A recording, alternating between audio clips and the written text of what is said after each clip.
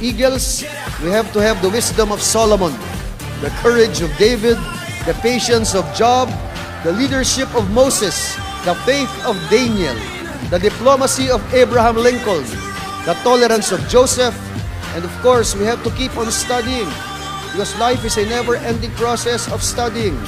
We have to learn about the intricate knowledge of every branch of natural, biological, and social sciences.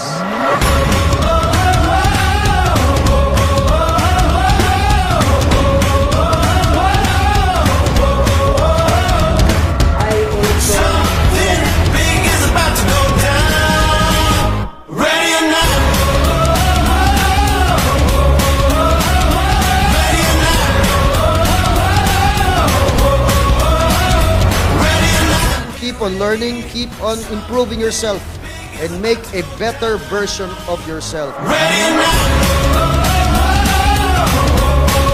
Kailangan lahat tayo ganyan din.